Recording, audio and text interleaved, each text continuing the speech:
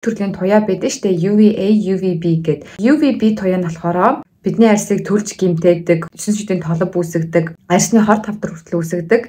За тэгээд UVB туяа нь өвөл ингээд байхгүй болчихж байгаа юм шиг санагдаж байгаа боловч тэгээд нар ингээд тусаад бидний арьсыг нэг амар ээхгүй байгаа юм шиг боловч ясмэн дээрээ UVB туяа цасан дээр ойгоод буцаад бидний арьс руу ингэж ойж тусахдаа бүр илүү хортой болдог гинэ.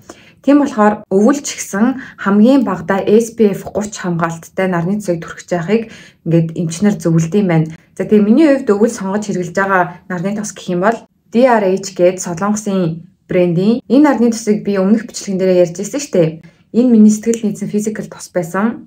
Хэрвээ миний Instagram-ыг үздэг бол би энэ тосны талаар сэтгэлээ авалцсан байгаа. Өвөл ингээд нүрээ будахгүй ингээд гарсан үед ингээд хацар ингээд хамар амар улаад нь штэ. Энэ тос нь бусад тоснуудаас ялгаатай нэм цагаан цайрсан юм хөхөрсөн туяа үүсгдэггүй.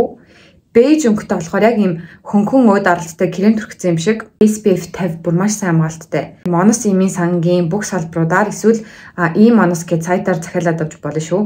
За одоо гол сэдв рүү орцгоё. Өмнөх бичлэгэн дээрээ гадаадын том модуудын хэрэглэж байгаа 4 турах арга гэсэн шүү дээ. Энэ болохоор 4 дахь арга нь. Та нарын хамгийн хүссэн хүлээсэн надаас асууж шалгаасан 4 дахь аргыг хуваалцах гэж байна.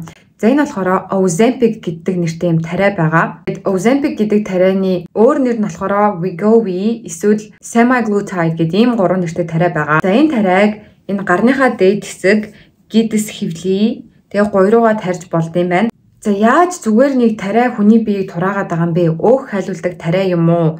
Энтэр гэж бодож байгаа бол би яг энэ тариа хүний биед яг яаж үйлчилдэг, жин хасах процесс яаж явагддаг талаар ярьж өгье. Энэ тариаг нэг хэрэглээл турах юм уу? Эсвэл ингээ байнга хэрэглэх ёстой юм уу? Хэрэглэж байгаа хэрэглэхээ болчвол таргалах уу үгүй юу? Яагаад одууд энэ аргыг сонгоод байна гэд ингээ бүх зүйлийн талаар ярьж өгөх болно. Тийм болохоор бичлэгээ дуустал нь үзээрэй.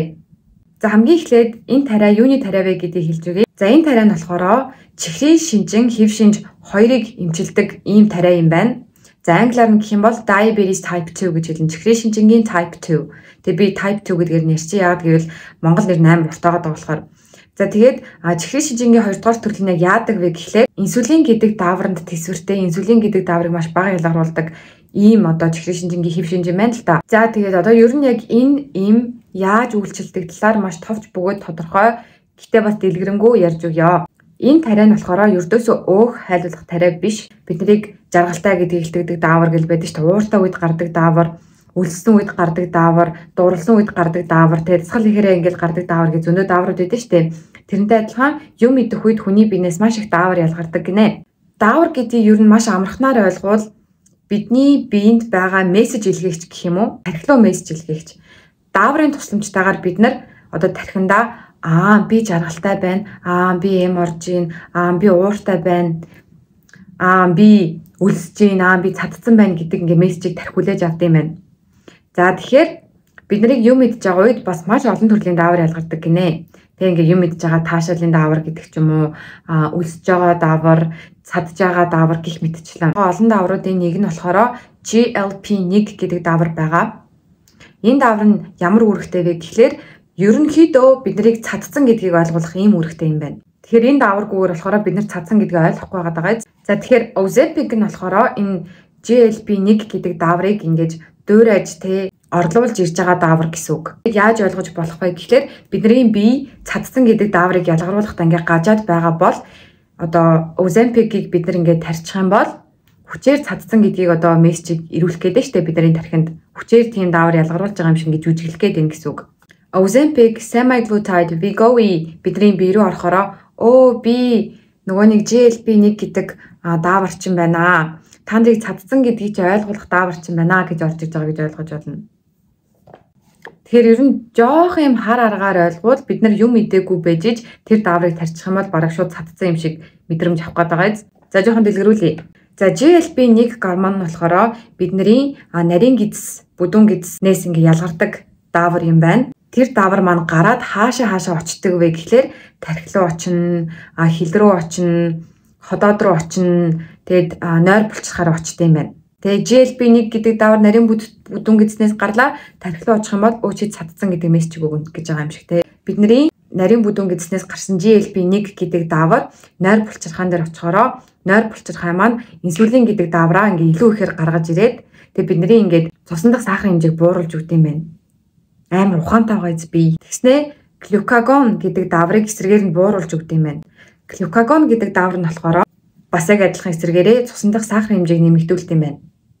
Инсулин давар нь нэмэгдээд цусан дах сахарын хэмжээ буурлаа. Глюкагон гэдэг давар нь ингээд цусан дах сахарын хэмжээг ихсгээд идэг болохоор тэр даврыг ингээд бууруулчихж байгаа юм байна. Нойр булчирхаанд бол ийм үүрэгтэй юм байна. Тэгэхээр GLP-1 гэдэг даврын доголдолтой байгаа үед бид нэр өдөөсөө инсулинээ ингээд одоо шаардлагатай хэмжээнд гаргаж чадахгүй. Тэгэхээр бидний цусан дах сахарын хэмжээ өснө гэсэн үг. Тэгээ чихрийн шижингийн type 2 өвчтөе хүмүүс болохоор яадаг вэ гэхлээр одоо тэр инсулины даавартаа ингээд тэсвэртэй гэх юм уу инсулины дааврыгаа ингээд унагадаг маш бага хэмжээгээр ялгаруулдаг одоо ийм эмгэгтэй байд юм байна л да. Тэгэхээр юм идсэн ч те бид нар ингээд тэр идсэн зүйлийнхаа сахарыг бууруулах тэр инсулин гэдэг даавар нь гарахгүй байхаар цусны сахар нь амар их хэмжээгээр ингээд өсдөг юм байна. Тэгэхээр GLP-1 гэдэг даавар чихрийн шижингийн type 2-тэй хүмүүсийн биед орж ирснээр нөгөө нэг ингээд жижигхэн байгаа инсулины дааврын хэмжээг нэмэгдүүлж өгдөг гэсэн үг. За GLP-1 гормон ходоодонд яаж үйлчлдэг вэ гэхлээр ходоодыг ер нь ингээд хоосорхоос өлсгөөс сэргийлдэг гэх юм уу. За бас хараагаар тайлбарлавал бидний ингээд амруу ингээ хоол орлоо гэсэн тэр дүүрэн хоол байгаа шүү дээ. Тэгэхээр тэр хоолыг тэнд нь удаан барихад тусалдаг юм байна. Бидний одоо хоол боловсруулах хэрэгтэй ингээ цаашаа ингээ дамжиж штэ нарийн бүдүүн гэдэс мэдэс гэ тэ шулуун гэдэс гэд тэр үйл явцыг бас удаашруулдаг юм байна. Зүгээр энгийн хүнд энэ тариаг хийвэл бүр ингээ болохгүй штэ. Тийм болохоор яг хоол нь бүр маш хурдан шингээд байгаа. Тэгээ ингээд маш хурдан өлсөд байгаа тийм хүмүүст зориулсан маш тараад байгаа. Тэгэхээр ингээ ходоод ямар ч хоолыг удаан барина, удаан боловсруулна. Тэгэхээр энийгээ дагаад ингээ өлсөх зайн ингээ холдно. Энийгээ дагаад бага идэнэ, энийгээ дагаад цусан дах сахарын хэмжээ буурна гэх мэтчлэн ийм одоо үр ашигтай байх нэ. Тэгэд чи ийм цатгалан мэдрэмжийг удаан авна гэсэн үг. Тэгээд тархинд очсноороо ямар мессежийг авдаг вэ гэхлээр хоолны дуршлыг нь бууруулдаг юм байна. Амар ухаантайгаад GLP-1 ингээд нарийн бүдүүн гэснээс гарлаа. Нойр булчирхаа дээр очсноо. За цусны сахарын хэмжээгээ бууруул гэдэг юм байна. Тэгснээ дахиж ходоод руу очсноо. За ингээд ходоодод дүүрэн байлгах шүү. Тэ чим хурдан үсэж болохгүй шүү гэдэг юм байна. Тэгээ дахиад ингээд явсараад тархинд очсноо. За чи хоолны дуршлаа ингээд хамаагүй өсгөж болохгүй шүү. Хоолны дуршил нь буураарай гэд.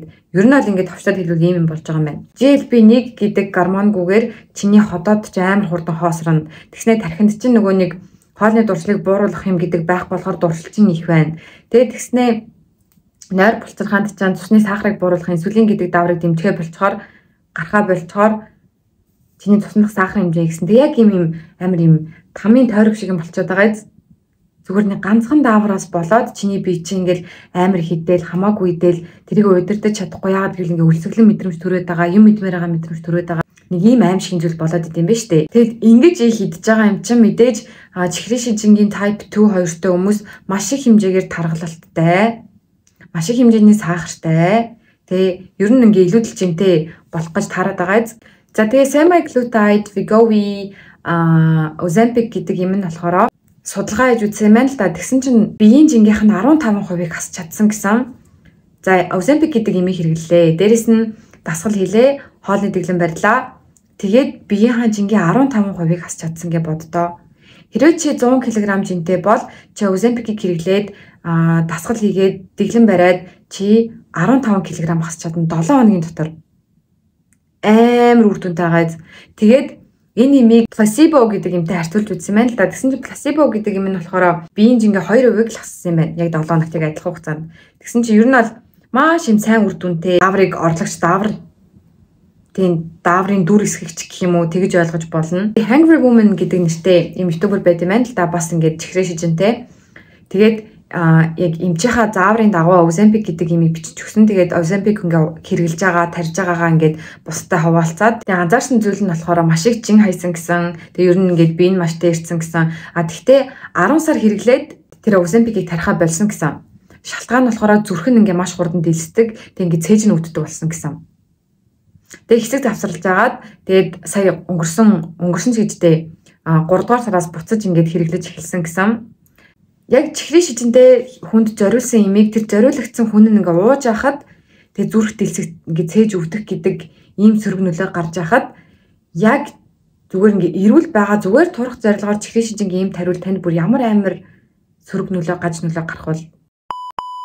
Тэгээ Ozempic гэдэг юм чи 2017 онд буюу за 6 жилийн өмнө би бүр сая 3 жилийн өмнө гэж хэлчих. Одоо 24 он гэр бараг 7 жилийн өмнө юм биш.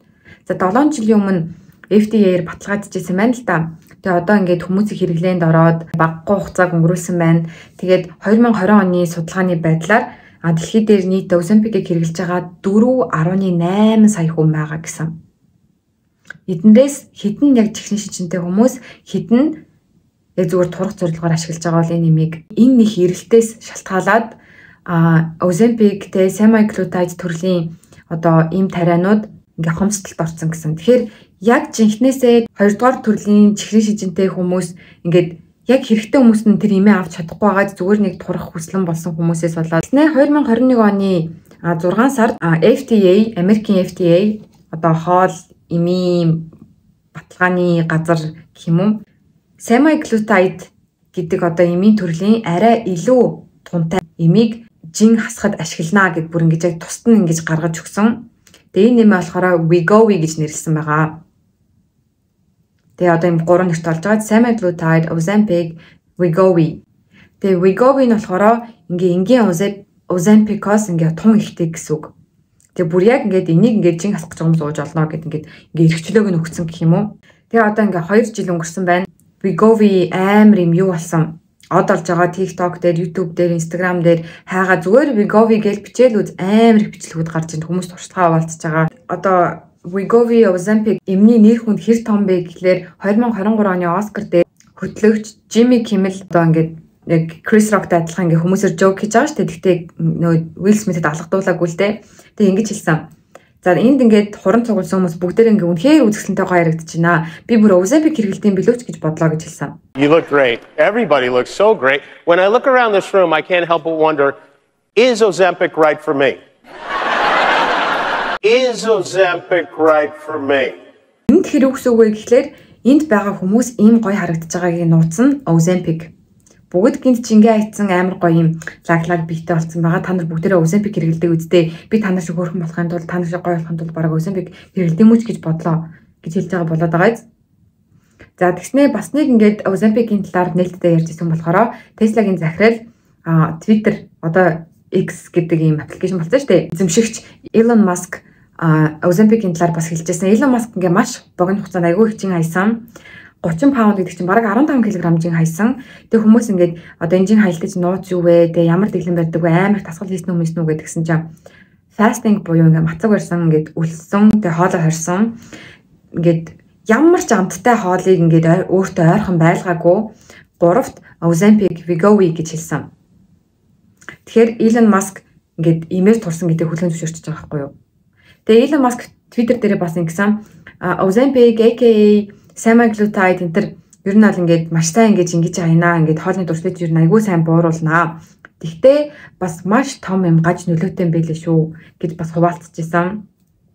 За тэгээд энэ эмийг энэ тариаг хэрэгэлдэг одууд тэгээ таамаглаж байгаа, сэжиглэж байгаа одууд гэх юм бол Adele байгаа. Adele хэсэг алга болчиход амар тураал гараад ирсэн шүү дээ. Тэгсэн чинь за Ozempic хэрэгэлжээ, Wegovy хэрэгэлжээ, тэгээ semaglutide хэрэгэлжээ гэд хүмүүс тэгсэн.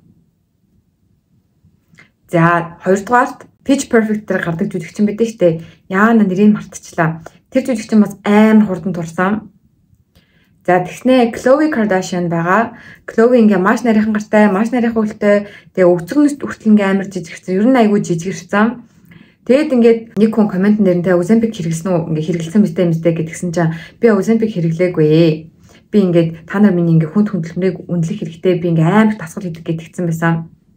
Kylie ч гэсэн урууландаа lip filler хийлгэжсэн аа. Няцаажил байсан шүү дээ. Би ямар ч хагалгаа хийлгээгүй гэж л байсан шүү дээ. Тэгэхээр Khloe магадгүй дараа нь тийм ээ үнэн би Ozempic хэрэглэжсэн гэж хэлчих магадгүй л байх. За дараагийн таамаглаж байгаа юм гэх юм бол Bella Hadid байгаа. За яагаад вэ гэхлээр Wegovy энэ чинь хүний бие маш богино хугацаанд айгүй хурдан тураачж байгаа шүү дээ. Тэгэхээр хүний нэг юм натурал байгалийн юм жамынхаа аргаар удаан хугацаанд ингэж турааг болохоор хүний бие нөгөө огцом туралданд дасан зогсож чаддаггүй гинэ. Үүнээсээ болоод маш том юм хоосрол хөндөй нэг юм ухаад авцсан байдал үүсдэг гэсэн. Одоо өөрөөр хэлбэл за энэ мах ариллаа гэж бодох шууд арьсан шууд унжих ч юм уу те. Зүгээр энэ доторх сав гэж сороод авцсан хоосон арьс үлдчихэж байгаа юм шиг. Хэрвээ дасгал хийсэн бол арьсаа тодорхой хэмжээд хангалж болох байсан. Нүүр ч гэсэн огцом хоосоод арьсан шууд унждаг гэж хэлээ. яг жамынхаа дагуу урт хугацаанд нүрээрээ турвал арьс нь бас дагаад ингээд чангарах боломжтой шүү дээ. Тэгэхгүй арьс нь унжаад огцом хоосорно гэсэн үг.